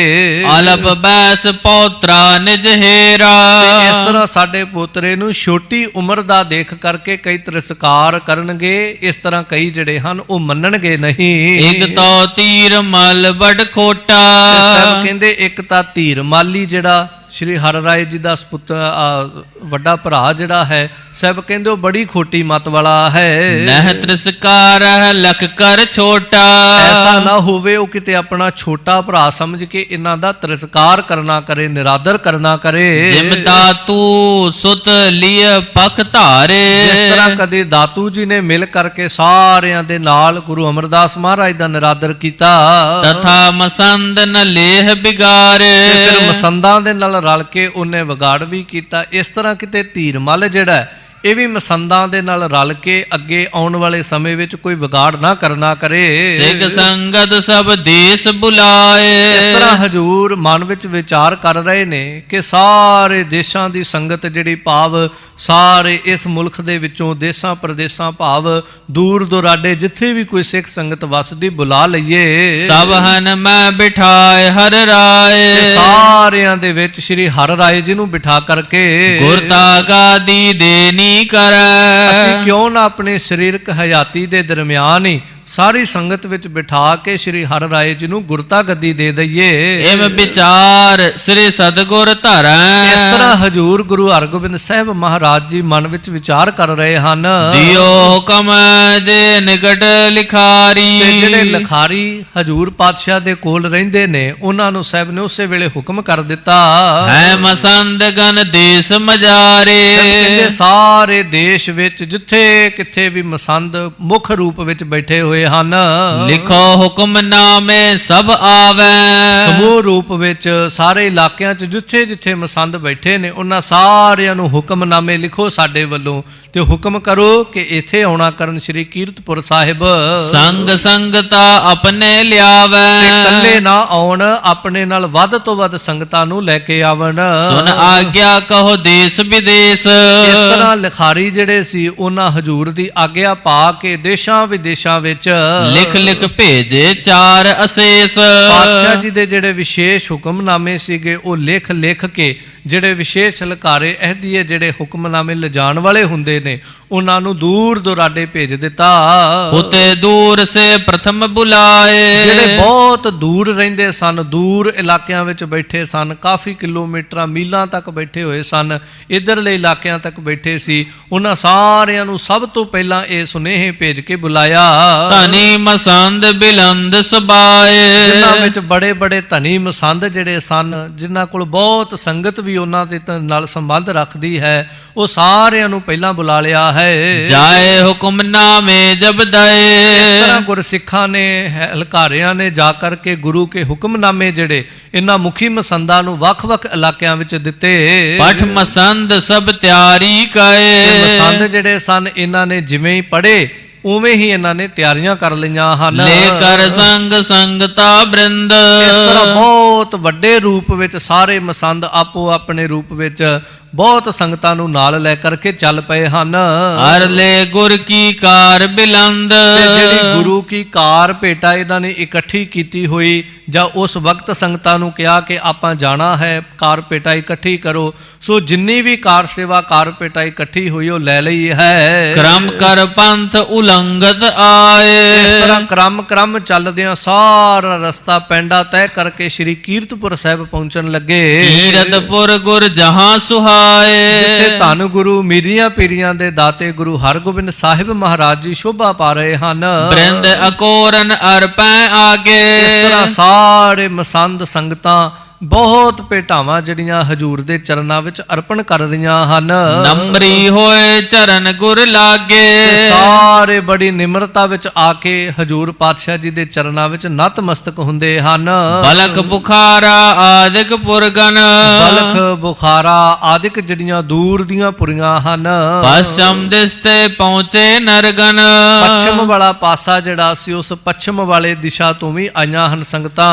ਸੰਗ ਮਸੰਦ ਲਏ ਮੁਲਤਾਨੀ, ਇਸ ਤਰ੍ਹਾਂ ਮੁਲਤਾਨ ਦੀਆਂ ਸੰਗਤਾਂ ਜਿਹੜੀਆਂ ਸਨ, ਉਧਰ ਦੇ ਮਸੰਦ ਵੀ ਮੁਲਤਾਨ ਦੀਆਂ ਸੰਗਤਾਂ ਨੂੰ ਨਾਲ ਲੈ ਕਰਕੇ ਸਿੱਖ ਗਨ ਅਨਕ ਉਪਾਇਨ ਆਨੀ, ਤੇ ਕਈ ਸਿੱਖਾਂ ਦੇ ਸਮੂਹ ਰੂਪ ਵਿੱਚ ਜੁੜ ਕੇ ਅਨੇਕਾਂ ਉਪਾਇਨ ਭੇਟਾ ਲੈ ਕਰਕੇ ਹਜੂਰ ਦੇ ਚਰਨਾਂ 'ਚ ਆ ਅਰਪਣ ਕਰਨ ਲੱਗੇ। ਦੱਖਣ ਦਿਸ ਤੇ ਆਦ ਉਜੈਨ, ਤੇ ਦੱਖਣ ਵਾਲਾ ਪਾਸਾ ਜਿਹੜਾ ਸ੍ਰੀ ਹਜੂਰ ਸਾਹਿਬ ਵਾਲਾ ਪਾਸਾ ਹੈ, ਉਧਰ ਸਾਰੇ ਦੱਖਣ ਵਾਲੇ ਪਾਸੇ ਉਜੈਨ ਆਦਿ ਤੋਂ ਲੈ ਕਰਕੇ ਚਲ ਪਹੁੰਚੇ ਗੁਰ ਦਰਸ਼ਨ ਲੈਣ, ਗੁਰੂ ਹਜੂਰ ਪਾਤਸ਼ਾਹ ਦੇ ਦਰਸ਼ਨ ਲੈਣ ਵਾਸਤੇ ਸਾਰੇ ਚੱਲ ਪਹੁੰਚਣ ਲੱਗੇ ਹਨ। ਅੰਗ ਬੰਗ ਆਦਿਕ ਜੇ ਦੇਸ, ਆਦਿਕ ਅੰਗ ਬੰਗ ਬੰਗਾਲ ਆਦਿਕ ਇਧਰਲਾ ਜਿਹੜਾ ਇਲਾਕਾ ਹੈ, ਇਧਰ ਦੇ ਸਾਰੇ ਦੇਸ਼ ਜਿਹੜੇ ਹਨ। ਕੌਣ ਗਨੈ ਪਹੁੰਚੇ ਸੋ ਅਸੇਸ, ਕਵੀ ਸਾਹਿਬ ਕਹਿੰਦੇ ਕਿੱਥੋਂ ਤੱਕ ਗਿਣੀਏ, ਚਾਰੇ ਦਿਸ਼ਾਵਾਂ ਤੋਂ ਦੂਰ ਦੂਰ ਤੋਂ ਸੰਗਤਾਂ ਤੇ ਮਸੰਦ ਆਉਣ ਲੱਗੇ। ਵਸਤ ਅਨੂਠੀ ਮੋਲ ਬਡੇਰੀ, ਤੇ ਸੰਗਤਾਂ ਜਿਹੜੀਆਂ ਭੇਟਾ ਲੈ ਕੇ ਆਉਂਦੀਆਂ ਨੇ ਨਾ, ਬਹੁਤ ਮੁੱਲ ਦੀਆਂ ਵਸਤੂਆਂ ਲੈ ਕੇ ਆਉਂਦੀਆਂ ਤੇ ਅਨੂਠੀ ਵਸਤ, ਬੜੀਆਂ ਵੱਖਰੀਆਂ ਵਸਤੂਆਂ ਜਿਹੜੀਆਂ ਆਮ ਲੋਕਾਂ ਨੇ ਕਈ ਵਾਰ ਦੇਖੀਆਂ ਵੀ ਨਹੀਂ ਹੁੰਦੀਆਂ। ਹਰ ਇੱਕ ਸੰਗਤ ਆਪਣੇ ਇਲਾਕੇ ਦੇ ਵਿੱਚੋਂ ਬਹੁਤ ਮਹਿੰਗੀਆਂ ਤੇ ਬੜੀਆਂ ਵੱਖਰੀਆਂ ਜੀਆਂ ਅਦਭੁਤ ਵਸਤੂਆਂ ਭੇਟਾਵਾਂ ਜਿਹੜੀਆਂ ਉਹ ਖਰੀਦ ਕੇ ਇਕੱਠੀਆਂ ਕਰਕੇ ਲਿਆ ਰਹੀਆਂ ਹਨ। ਦੁਰਲਭ ਲੈ ਆਏ ਤਿਸ ਬੇਰੀ, ਇਸ ਤਰ੍ਹਾਂ ਦੁਰਲਭ ਭੇਟਾਵਾਂ ਸੰਗਤਾਂ ਲਿਆਉਣ ਲੱਗੀਆਂ ਹਨ। ਅਨੇਕ ਪ੍ਰਕਾਰਨ ਵਸਤਰ ਅਜਾਇਬ, ਤੇ ਅਨੇਕਾਂ ਪ੍ਰਕਾਰ ਦੇ ਸੋਹਣੇ ਤੋਂ ਸੋਹਣੇ ਵਸਤਰ, ਜੋ ਵੀ ਕਿਸੇ ਇਲਾਕੇ ਦਾ ਕੱਪੜਾ ਵੱਖ-ਵੱਖ ਕਿਸਮ ਦਾ, ਸੋਹਣੇ ਤੋਂ ਸੋਹਣਾ, ਕੋਈ ਜਰੀਦਾਰ, ਕੋਈ ਬਰੀਕ, ਕੋਈ ਕਿਸੇ ਰੂਪ 'ਚ, ਇਸ ਤਰ੍ਹਾਂ ਦੁਰਲਭ ਕੱਪੜੇ, ਵਸਤੂਆਂ, ਭੇਟਾਵਾਂ, ਵਸਤਰ ਲਿਆਉਣ ਲੱਗੇ। ਅਰਪੈ ਦਰਸ ਕਰੈ ਗੁਰ ਸਾਹਿਬ, ਇਸ ਤਰ੍ਹਾਂ ਸਾਰੇ ਗੁਰੂ ਸਾਹਿਬ ਜੀ ਦੇ ਦਰਸ਼ਨ ਕਰਦੇ ਨੇ ਤੇ ਨਾਲ ਆਪਣੀਆਂ ਭੇਟਾਵਾਂ ਅਰਪਣ ਕਰਦੇ ਹਨ। ਤਿਮ ਪੂਰਬ ਕੇ ਚਲ ਕਰ ਆਏ, ਇਸੇ ਤਰ੍ਹਾਂ ਪੂਰਬ ਵਾਲਾ ਪਾਸਾ ਜਿਹੜਾ ਅੱਜ ਇੱਧਰ ਆਪਾਂ ਰਹਿੰਦੇ ਹਾਂ, ਪਟਨਾ ਸਾਹਿਬ ਵਾਲਾ ਪਾਸਾ, ਇਹ ਸਾਰਾ ਪੂਰਬ ਕੀ ਸੰਗਤ ਹੈ। ਇੱਧਰ ਪੂਰਬ ਕੀ ਸੰਗਤ ਵੀ ਚੱਲ ਕੇ ਆ ਗਈ ਹੈ। ਢਾਕਾ ਆਦ ਦੇਸ਼ ਸਮੁਦਾਏ, ਇੱਧਰ ਅੱਗੇ ਜਦੋਂ ਆਪਾਂ ਚੱਲਦੇ, ਜਿੱਧਰ ਧੰਨ ਗੁਰੂ ਤੇਗ ਬਹਾਦਰ ਮਹਾਰਾਜ, ਢਾਕਾ ਅਸਾਮ, ਜਿੱਥੇ ਹਜੂਰ ਪਾਤਸ਼ਾਹ ਨੇ ਸੰਗਤਾਂ ਨੂੰ ਨਿਵਾਜਿਆ, ਇੱਧਰਲਾ ਇਲਾਕਾ ਜਿਹੜਾ ਹੈ, ਇੱਥੋਂ ਵੀ ਫਿਰ ਸੰਗਤ ਗੁਰੂ ਹਰਗੋਬਿੰਦ ਮਹਾਰਾਜ ਤੱਕ ਪਹੁੰਚਦੀ ਹੈ। ਪੁਰ ਪਟਨੇ ਆਦਿਕ ਸਿੱਖ ਜੇਈ, ਇਹ ਪਟਨਾ ਸਾਹਿਬ ਦੀ ਮੁਬਾਰਕ ਧਰਤੀ ਜਿਹੜੀ ਹੈ ਨਾ, ਜਿਹਨੂੰ ਹਜੂਰ ਗੁਰੂ ਨਾਨਕ ਪਾਤਸ਼ਾਹ ਨੇ ਸਭ ਤੋਂ ਪਹਿਲੀ ਪ੍ਰਚਾਰ ਦੀ ਮੰਜੀ ਇੱਥੇ ਸਥਾਪਨ ਕਰਕੇ ਇਸ ਧਰਤੀ ਨੂੰ ਨਵਾਜਿਆ। ਫਿਰ ਹਜੂਰ ਪਾਤਸ਼ਾਹ ਜੀ ਨੇ ਇੰਨੀ ਸਿੱਖੀ ਇੱਥੇ ਕਾਇਮ ਕੀਤੀ ਕਿ ਪਿੱਛੇ ਜਿਹਾ ਵੀ ਸਿੰਘ ਸਾਹਿਬ ਗਿਆਨੀ ਸੁਖਦੇਵ ਸਿੰਘ ਜੀ ਨੇ ਬੜੇ ਵਿਸਤਾਰ ਨਾਲ ਜ਼ਿਕਰ ਵੀ ਕੀਤਾ ਸੀ ਕਿ ਗੁਰੂ ਹਰਗੋਬਿੰਦ ਮਹਾਰਾਜ ਜੀ ਇਸ ਧਰਤੀ ਤੋਂ ਤੋਤੇ ਵੀ ਮੰਗਵਾਇਆ ਕਰਦੇ ਸੀਗੇ। ਹਜੂਰ ਪਾਤਸ਼ਾਹ ਜਦੋਂ ਵੀ ਕੋਈ ਬੇਸ਼ਕੀਮਤੀ ਵਸਤੂਆਂ, ਹਜੂਰ ਪਾਤਸ਼ਾਹ ਜੀ ਨੇ ਇਸ ਤਰ੍ਹਾਂ ਕਦੀ ਖਿਆਲ ਆਉਣਾ, ਪਟਨੇ ਦੀ ਸੰਗਤ ਨੂੰ ਵਿਸ਼ੇਸ਼ ਹੁਕਮਨਾਮਾ ਲਿਖਣਾ ਕਿ ਸਾਨੂੰ ਆਹ ਵਸਤੂਆਂ ਚਾਹੀਦੀਆਂ ਨੇ। ਗੁਰੂ ਗੋਬਿੰਦ ਸਿੰਘ ਸਾਹਿਬ ਮਹਾਰਾਜ ਜੀ ਦਾ ਵੀ ਉਹਨਾਂ ਜ਼ਿਕਰ ਕੀਤਾ ਸੀ। ਪਾਤਸ਼ਾਹ ਜਦੋਂ ਇੱਥੋਂ ਸਰੀਰਕ ਕਰਕੇ ਚਾਲੇ ਮਾਰੇ, ਪੰਜਾਬ ਦੀ ਧਰਤੀ ਤੇ ਪਹੁੰਚ ਕੇ ਵੀ ਹਜੂਰ ਪਾਤਸ਼ਾਹ ਜੀ ਇੱਥੇ ਹੁਕਮਨਾਮਾ ਸਾਹਿਬ ਭੇਜਦੇ ਰਹੇ, ਇੱਥੋਂ ਦੀਆਂ ਸੰਗਤਾਂ ਨੂੰ ਨਿਵਾਜਦੇ ਰਹੇ, ਸੱਦਦੇ ਵੀ ਰਹੇ। ਫਿਰ ਹਜੂਰ ਪਾਤਸ਼ਾਹ ਉਧਰੋਂ ਵੀ ਸੰਗਤਾਂ ਵਾਸਤੇ ਬੜਾ ਕੁਝ ਭੇਜਦੇ ਰਹੇ। ਇਹ ਪਟਨੇ ਦੀ ਸੰਗਤ ਨੂੰ, ਪੂਰਬ ਕੀ ਸੰਗਤ ਨੂੰ ਹਜੂਰ ਨੇ ਬੜਾ ਸਨਮਾਨ ਦਿੱਤਾ। ਕੁਝ ਰੋਜ਼ ਪਹਿਲਾਂ ਹੀ ਸਿੰਘ ਸਾਹਿਬ ਜੀ ਨੇ ਬੜਾ ਵਿਸਥਾਰ ਨਾਲ ਇਹਦਾ ਜ਼ਿਕਰ ਕੀਤਾ ਸੀ। ਸੋ ਖੈਰ, ਕਵੀ ਸਾਹਿਬ ਜੀ ਲਿਖਦੇ ਨੇ, ਪਟਨੇ ਦੀ ਸੰਗਤ ਜਿਹੜੀ ਸੀ, ਇਹਨਾਂ ਨੂੰ ਵੀ ਜਦੋਂ ਚਿੱਠੀ ਪਹੁੰਚੀ ਹੈ ਤੇ ਸੰਗਤਾਂ ਵੀ ਬੜੇ ਉਤਸ਼ਾਹ ਨਾਲ ਪਾਤਸ਼ਾਹ ਕੋਲ ਭੇਟਾ ਲੈ ਕੇ ਪਹੁੰਚਦੀਆਂ ਹਨ। ਤਿਮ ਪਰਬਤ ਬਾਸੀ ਚਲ ਆਏ, ਇਸ ਤਰ੍ਹਾਂ ਜਿਹੜੀ ਪਰਬਤ ਬਾਸੀ ਭਾਵ ਹਿਮਾਚਲ ਵਾਲਾ ਪਾਸਾ, ਪਰਬਤਾਂ ਵਾਲਾ ਪਾਸਾ ਜਿਹੜਾ ਹੈ, ਉਧਰ ਦੀਆਂ ਸੰਗਤਾਂ ਵੀ ਪਹੁੰਚਦੀਆਂ ਹਨ। ਸਤਿਗੁਰ ਹਰਗੋਬਿੰਦ ਦਰਸਾਏ, ਸੋ ਇਸ ਤਰ੍ਹਾਂ ਸਾਰੇ ਧੰਨ ਗੁਰੂ ਹਰਗੋਬਿੰਦ ਮਹਾਰਾਜ ਦੇ ਦਰਸ਼ਨ ਕਰਨ ਲੱਗੇ ਹਨ। ਕੀਰਤਪੁਰ ਕੇ ਚੌਂਦਿਸ ਡੇਰੇ, ਕੀਰਤਪੁਰ ਸਾਹਿਬ ਦੇ ਚਾਰੇ ਪਾਸੇ ਸੰਗਤਾਂ ਦੇ ਡੇਰੇ ਲੱਗੇ ਹੋਏ ਹਨ। ਆਨ ਸੰਗ ਸੰਗਤਾ ਕੀਨ ਕਨੇਰੇ। ਤੇ ਸੰਗਤਾਂ ਬਹੁਤ ਵੱਡੇ ਰੂਪ ਵਿੱਚ ਆ ਕਰਕੇ ਜੁੜ ਗਈਆਂ ਹਨ। ਬੇਦੀ ਤ੍ਰੇਹਣ ਭੱਲੇ ਜੇਈ। ਫਿਰ ਗੁਰੂ ਪਰਿਵਾਰਾਂ ਵਿੱਚੋਂ ਬੇਦੀ ਤ੍ਰੇਹਣ ਭੱਲੇ, ਇਹ ਗੁਰੂਆਂ ਕੀ ਅੰਸ਼-ਬੰਸ ਜਿਹੜੀ ਹੈ। ਅਨੁਸਾਰੀ ਗੁਰ ਪਹੁੰਚੇ ਤੇਈ। ਇਹ ਸਾਰੇ ਜਿਹੜੇ ਗੁਰੂ ਅਨੁਸਾਰੀ ਸਨ, ਕਿਉਂਕਿ ਕਈ ਐਸੇ ਵੀ ਸਨ ਜਿਹੜੇ ਗੁਰੂ ਅਨੁਸਾਰੀ ਹੋ ਕੇ ਨਹੀਂ ਸੀ ਚੱਲਦੇ ਪਏ, ਜਿਹੜੇ ਗੁਰੂ ਪਰਿਵਾਰ ਵਿੱਚੋਂ ਗੁਰੂ ਅਨੁਸਾਰੀ ਹੋ ਕੇ ਚੱਲਦੇ ਸੀ, ਉਹ ਸਾਰੇ ਪਹੁੰਚ ਗਏ ਹਨ। ਜੰਗਲ ਦੇਸ਼ ਸੰਗਤਾ ਸੰਗ। ਇਸ ਤਰ੍ਹਾਂ ਜੰਗਲ ਮਾਲਵਾ ਵਾਲਾ ਪਾਸਾ ਜਿਹੜਾ ਸੀ, ਮਾਲਵੇ ਨੂੰ ਜੰਗਲ ਦੇਸ਼ ਕਹਿੰਦੇ ਸੀ, ਉਧਰੋਂ ਵੀ ਸਾਰੇ ਮਸੰਦ ਸੰਗਤਾਂ ਸਮੇਤ ਆ ਗਏ ਹਨ। ਭਗਤੂ ਗਇਓ ਹਿਰਦੈ ਗੁਰ ਰੰਗ। ਤੇ ਭਾਈ ਭਗਤੂ ਜਿਹੜਾ ਉਹ ਵੀ ਬੜੀਆਂ ਸੰਗਤਾਂ ਨੂੰ ਲੈ ਕੇ ਆਪਣਾ ਹਿਰਦਾ ਜਿਹੜਾ ਨਾਮ ਰੰਗ ਵਿੱਚ ਰੰਗ ਕੇ ਪਹੁੰਚ ਗਿਆ ਹੈ। ਤਿਮ ਭਾਈ ਬਹਿਲੋਚਲ ਆਇਓ। ਇਸ ਤਰ੍ਹਾਂ ਭਾਈ ਬਹਿਲੋ ਜੀ, ਜਿਨ੍ਹਾਂ ਨੂੰ ਗੁਰੂ ਅਰਜਨ ਦੇਵ ਪਾਤਸ਼ਾਹ ਨੇ ਅਸੀਸ ਬਖਸ਼ੀ ਸੀ, ਭਾਈ ਬਹਿਲੋ ਸਭ ਤੋਂ ਪਹਿਲੋਂ, ਤਾਂ ਉਹ ਭਾਈ ਬਹਿਲੋ ਵੀ ਬੜੀ ਸੰਗਤ ਨਾਲ ਲੈ ਕੇ ਆ ਗਿਆ। ਸੰਗ ਅਨੇਕ ਗੁਰੂ ਸਿੱਖ ਲਿਆਇਓ। ਇਸ ਤਰ੍ਹਾਂ ਸਾਰੇ ਹੀ ਅਨੇਕਾਂ ਗੁਰ ਸਿੱਖਾਂ ਸੰਗਤਾਂ ਨੂੰ ਨਾਲ ਲੈ ਕੇ ਆਏ ਹਨ। ਇਤਿਆਦਿਕ ਜੇ ਗਿਆਨੀ ਭਏ। ਇਸ ਤਰ੍ਹਾਂ ਫਿਰ ਜਿਹੜੇ ਗਿਆਨੀ ਪੁਰਖ ਸਨ, ਭਾਵ ਜਿਹੜੇ ਪ੍ਰਚਾਰਕ ਥਾਪੇ ਸਨ ਗੁਰੂ ਅਮਰਦਾਸ ਮਹਾਰਾਜ ਨੇ, ਗੁਰ ਤੇ ਮੰਜੀ ਪਦ ਕੋ ਲਏ। ਜਿਨ੍ਹਾਂ ਨੇ ਗੁਰੂ ਸਾਹਿਬ ਤੋਂ ਮੰਜੀ ਦਾ ਪਦ ਜਿਹੜਾ ਸੀ, ਇਹ ਪਦਵੀ ਜਿਹੜੀ ਪ੍ਰਾਪਤ ਕੀਤੀ ਹੋਈ ਸੀ, ਗਿਆਨੀ ਪ੍ਰਚਾਰਕ ਜਿਹੜੇ ਸਨ, ਸੋ ਸਭ ਆਏ ਗੁਰ ਕੇ ਦੁਆਰੇ। ਉਹ ਵੀ ਸਾਰੇ ਜਿਹੜੇ ਸਨ ਹਜੂਰ ਪਾਤਸ਼ਾਹ ਜੀ ਦੇ ਦਰ ਆ ਪਹੁੰਚੇ ਹਨ।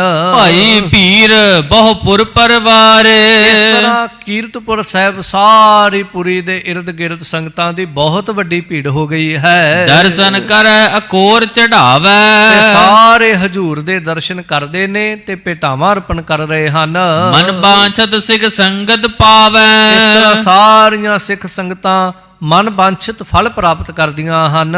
ਮਦਰ ਦੇਸ਼ ਲਵਪੁਰ ਤੇ ਆਦ। ਤੇ ਫਿਰ ਮਦਰ ਦੇਸ਼ ਜੋ ਪੰਜਾਬ ਹੈ, ਜਿਹਨੂੰ ਬਾਜਾਂ ਵਾਲੇ ਪਾਤਸ਼ਾਹ ਕਹਿੰਦੇ ਮਦਰ ਦੇਸ਼ ਹਮ ਕੋ ਲੈ ਆਏ, ਪੰਜਾਬ ਨੂੰ ਮਦਰ ਦੇਸ਼ ਕਹਿੰਦੇ ਸੀਗੇ। ਤੇ ਅੱਜ ਵਾਲਾ ਪੰਜਾਬ ਨਹੀਂ, ਜਿਹੜਾ ਛੋਟੇ ਜਿਹੇ ਰੂਪ ਵਿੱਚ ਰਹਿ ਗਿਆ, ਪੰਜਾਬ ਬਹੁਤ ਦੂਰ ਤੱਕ ਫੈਲਿਆ ਹੋਇਆ ਸੀ ਕਦੇ। ਉਹ ਸਾਰੇ ਪੰਜਾਬ ਦੇ ਵੱਡੇ ਰੂਪ ਵਿੱਚ ਜਿਹੜਾ ਪੰਜਾਬ ਸੀ, ਉਹਦੇ ਕੋਨੇ-ਕੋਨੇ ਤੋਂ, ਫਿਰ ਹੋਰ ਲਾਹੌਰ ਆਦਿਕ ਤੋਂ ਸਾਰੇ ਪਾਸੇ ਤੋਂ ਸੰਗਤ ਪਹੁੰਚ ਗਈ। ਸਿੱਖ ਆਏ ਦੇਖੇ ਅਹਲਾਦ। ਇਸ ਤਰ੍ਹਾਂ ਸਿੱਖ ਜਿਹੜੇ ਨੇ ਬੜੀ ਖੁਸ਼ੀ ਪ੍ਰਾਪਤ ਕਰਕੇ ਕਿ ਹਜੂਰ ਦੇ ਹੁਕਮਨਾਮੇ ਸਾਨੂੰ ਗਏ ਨੇ, ਇੰਜ ਆ ਪਹੁੰਚਦੇ ਹਨ। ਪ੍ਰਥਮ ਗੁਰਨ ਤੇ ਮੰਜੀ ਲਹੇ। ਜਿਨ੍ਹਾਂ ਨੇ ਪਹਿਲੇ ਗੁਰੂ ਸਾਹਿਬਾਨਾਂ ਤੋਂ, ਗੁਰੂ ਅਰਜਨ ਦੇਵ ਪਾਤਸ਼ਾਹ ਜੀ ਤੱਕ, ਜਿਨ੍ਹਾਂ ਨੇ ਗੁਰੂ ਸਾਹਿਬਾਨਾਂ ਤੋਂ ਪ੍ਰਚਾਰ ਦੀਆਂ ਪਦਵੀਆਂ ਪ੍ਰਾਪਤ ਕੀਤੀਆਂ ਸਨ, ਪੰਚੋਂ ਤੇ ਜੀਵਤ ਜੇ ਰਹੇ। ਉਹਨਾਂ ਵਿੱਚੋਂ 5 ਗੁਰੂ ਸਾਹਿਬਾਨਾਂ ਦੇ ਜਿਨ੍ਹਾਂ ਨੇ ਵੀ ਕੋਈ ਪਦਵੀਆਂ, ਕੋਈ ਅਹੁਦੇ ਪ੍ਰਾਪਤ ਕੀਤੇ ਸਨ, ਉਹਨਾਂ ਵਿੱਚੋਂ ਜਿਹੜੇ ਸਰੀਰ ਇਸ ਵੇਲੇ ਜੀਵਤ ਸਨ, ਸੋ ਸਭ ਆਏ ਚਿਤਵਤ ਐਸੇ। ਉਹ ਵੀ ਸਾਰੇ ਇਸ ਤਰ੍ਹਾਂ ਵਿਚਾਰ ਕਰਦਿਆਂ ਆ ਗਏ ਹਨ। ਗੁਰ ਨੇ ਕਰੇ ਇਕੱਠੇ ਕੈਸੇ। ਸਾਰਿਆਂ ਨੂੰ ਗੱਲ ਕਿਸੇ ਨੂੰ ਨਹੀਂ ਪਤਾ। ਹਜੂਰ ਨੇ ਇੰਨਾ ਕਿਹਾ, ਸਾਡੇ ਕੋਲ ਪਹੁੰਚੋ, ਤੁਹਾਨੂੰ ਹੁਕਮ ਹੈ ਸਾਡਾ। ਹੁਣ ਸਾਰੇ ਵਿਚਾਰਾਂ ਕਰਦੇ ਨੇ ਕਿ ਗੁਰੂ ਸਾਹਿਬ ਜੀ ਨੇ ਇੰਜ ਇੱਕਦਮ ਸਾਰੇ ਦੇਸਾਂ ਪ੍ਰਦੇਸਾਂ ਦੀ ਸੰਗਤ ਜਿਹੜੀ ਕਿਉਂ ਇਕੱਠੀ ਕੀਤੀ ਹੈ। ਕਿਨਹੂ ਕਹਿਓ ਨ ਜਾਣੀ ਬਾਤ। ਕਈ ਆਪਸ ਦੇ ਵਿੱਚ ਗੱਲਬਾਤ ਕਰਦੇ ਨੇ, ਪਰ ਕਿਸੇ ਨੂੰ ਪੂਰੀ ਗੱਲ ਸਮਝ ਨਹੀਂ ਆ ਰਹੀ ਕਿ ਹਜੂਰ ਨੇ ਕਿਉਂ ਸੱਦਿਆ ਹੈ। ਸੁਨ ਸੁਨ ਹੁਕਮ ਪਹੁੰਚ ਅਵਦਾਤ। ਬਸ ਇਹ ਹੈ ਕਿ ਗੁਰੂ ਦਾ ਹੁਕਮ ਗਿਆ ਹੈ ਤੇ ਹੁਕਮ ਨੂੰ ਸੁਣ ਕਰਕੇ ਸਾਰੇ ਵੱਡੀ ਗਿਣਤੀ ਵਿੱਚ ਪਹੁੰਚ ਗਏ ਹਨ। ਦੇਸ ਦੁਆਬਾ ਪੁਨః ਪੁਆਧ।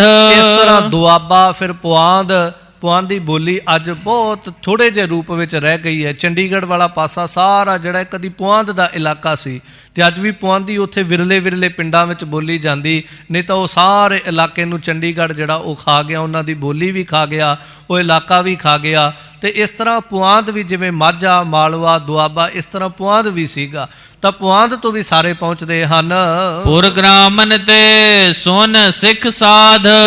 ਛੋਟੀਆਂ ਛੋਟੀਆਂ ਪੁਰੀਆਂ, ਪਿੰਡਾਂ, ਕਸਬਿਆਂ ਦੇ ਵਿੱਚੋਂ ਜਿਹਨੂੰ ਵੀ ਕੋਈ ਖਬਰ ਮਿਲਦੀ ਹਜੂਰ ਸੱਦ ਰਹੇ ਨੇ, ਤਾਂ ਸਾਰੇ ਪਹੁੰਚਣ ਲੱਗੇ ਸਿੱਖ ਸਾਧੂ। ਆਨ ਪਹੁੰਚੇ ਸਤਿਗੁਰਪੁਰ ਮੈਂ। ਸਾਰੇ ਹਜੂਰ ਪਾਤਸ਼ਾਹ ਜੀ ਦੀ ਇਸ ਮੁਬਾਰਕਪੁਰੀ ਵਿੱਚ ਪਹੁੰਚਦੇ ਹਨ।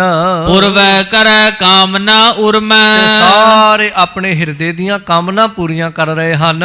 ਪੁਨ ਸਤਿਗੁਰ ਦਾਸੀ ਸਮਝਾਈ। ਫਿਰ ਹਜੂਰ ਪਾਤਸ਼ਾਹ ਜੀ ਨੇ ਇੱਕ ਦਾਸੀ ਨੂੰ ਆਪਣੇ ਕੋਲ ਸੱਦਿਆ ਤੇ ਉਹਨੂੰ ਬੜੇ ਪਿਆਰ ਨਾਲ ਸਾਰੀ ਗੱਲ ਸਮਝਾ ਕੇ ਕਹਿਣ ਲੱਗੇ। ਪਠੀ ਨੁਖਾ ਟਿਕ ਸਕਲ ਸੁਨਾਈ। ਤੇ ਉਸ ਦਾਸੀ ਨੂੰ ਸਾਰੀ ਗੱਲ ਸਮਝਾ ਕੇ ਆਪਣੀ ਨੂੰਹ ਦੇ ਕੋਲ ਭੇਜਿਆ। ਇਹ ਕਿਹੜੀ ਨੂੰਹ? ਇਹ ਬਾਬਾ ਗੁਰਦਿੱਤਾ ਜੀ ਦੀ ਧਰਮ ਪਤਨੀ ਸ਼੍ਰੀ ਅਨੰਤੀ ਜੀ ਦੇ ਕੋਲ ਹਜੂਰ ਪਾਤਸ਼ਾਹ ਜੀ ਦੇ ਨੂੰਹ ਲੱਗਦੇ ਨੇ। ਤਾਂ ਪਾਤਸ਼ਾਹ ਨੇ ਇੱਕ ਦਾਸੀ ਨੂੰ ਸਾਰੀ ਗੱਲ ਸਮਝਾ ਕੇ ਉਹਦੇ ਕੋਲ ਭੇਜਿਆ ਹੈ। ਧੀਰ ਮਲ ਨਿਜ ਸੁਧ ਕੋ ਆਨਹੁ। ਤੇ ਕੀ ਕਿਹਾ ਹੈ ਕਿ ਅਨੰਤੀ ਜੀ ਨੂੰ ਕਹੋ ਕਿ ਤੁਸੀਂ ਆਪਣੇ ਪੁੱਤਰ ਧੀਰਮਲ ਦੇ ਕੋਲ ਜਾਓ ਤੇ ਉਹਨੂੰ ਇੱਥੇ ਸਾਡੇ ਕੋਲ ਬੁਲਾ ਕੇ ਲੈ ਕੇ ਆਉਣਾ ਕਰੋ। ਮਿਲੈ ਸਬਨ ਸੋ ਹੁਕਮ ਬਖਾਨਹੁ। ਤੇ ਉਹਨੂੰ ਸਾਡਾ ਹੁਕਮ ਸੁਣਾਓ ਜਾ ਕੇ ਕਿ ਇਸ ਵੇਲੇ ਸਾਰੀਆਂ ਸੰਗਤਾਂ, ਸਾਰੇ ਮਸੰਦ, ਗੁਰੂ ਪਰਿਵਾਰ ਇਕੱਠੇ ਹੋਏ ਨੇ ਤੇ ਤੁਸੀਂ ਵੀ ਆ ਕੇ ਮਿਲਣਾ ਕਰੋ।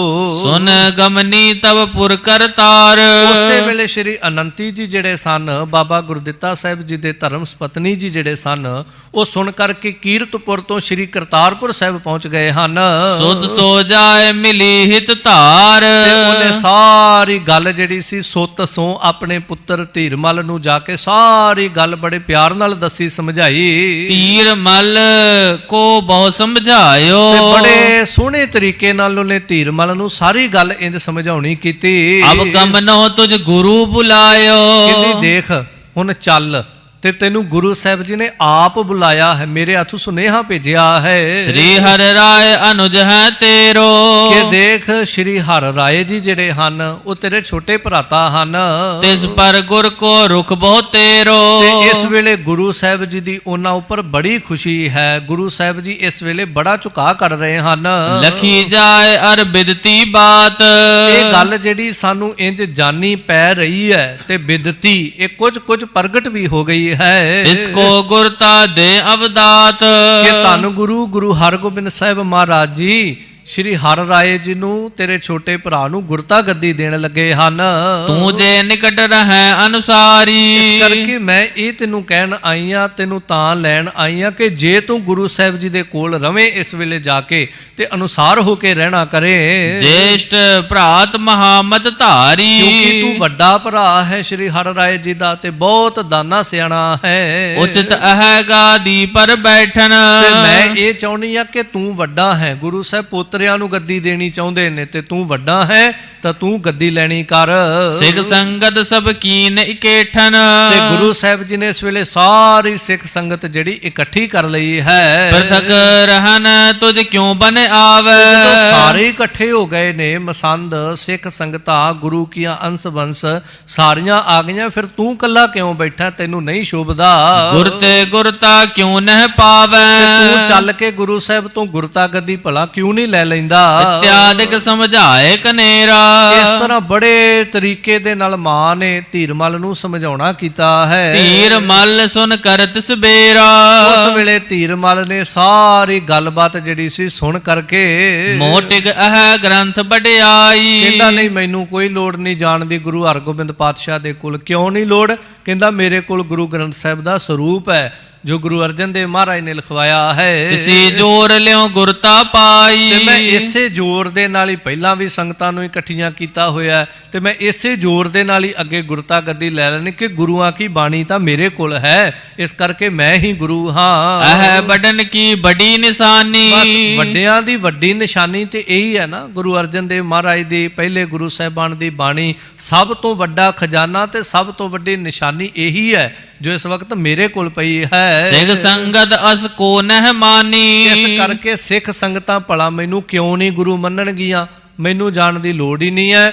ਗੁਰੂ ਹਰਗੋਬਿੰਦ ਮਹਾਰਾਜ ਜਦੋਂ ਸਰੀਰ ਛੱਡਣਗੇ ਭਾਵੇਂ ਉਹ ਅੱਗੇ ਗੁਰਤਾ ਸ਼੍ਰੀ ਹਰਿ ਰਾਏ ਜੀ ਨੂੰ ਦੇ ਦੇਣ, ਪਰ ਗੁਰੂਆਂ ਕੀ ਬਾਣੀ ਮੇਰੇ ਕੋਲ ਹੈ। ਇਸ ਕਰਕੇ ਭਲਾ ਸੰਗਤ ਮੈਨੂੰ ਗੁਰੂ ਕਿਉਂ ਨਹੀਂ ਮੰਨੇਗੀ? ਸੰਗਤ ਨੇ ਮੈਨੂੰ ਗੁਰੂ ਮੰਨ ਲੈਣਾ ਤੇ ਮੈਂ ਸੰਗਤ ਦੇ ਵਿੱਚ ਇਸ ਗੱਲ ਦਾ ਦਾਵਾ ਕਰ ਦੇਣਾ। ਇਸ ਤਰ੍ਹਾਂ ਇਹਦੇ ਮਾਤਾ ਜੀ ਨੂੰ ਵਾਰ-ਵਾਰ ਸਮਝਾਉਂਦੇ ਨੇ, ਇਹਨੂੰ ਕਹਿੰਦੇ ਨੇ ਕਿ ਤੂੰ ਕੀਰਤਪੁਰ ਸਾਹਿਬ ਚੱਲ, ਪਰ ਇਹਦਾ ਮਨ ਜਿਹੜਾ ਨਹੀਂ ਮੰਨਦਾ ਫਿਰ ਅੱਗੇ ਤਿਆਰ ਹੋ ਜਾਏਗਾ, ਪਹੁੰਚੇਗਾ ਵੀ, ਪਰ ਪਹੁੰਚਣ ਤੋਂ ਬਾਅਦ ਜੋ ਕੁਝ ਕਰੇਗਾ ਉਹ ਫਿਰ ਕੱਲ ਦੇ ਦੀਵਾਨਾਂ ਵਿੱਚ ਆਪਾਂ ਸਰਵਣ ਕਰਾਂਗੇ।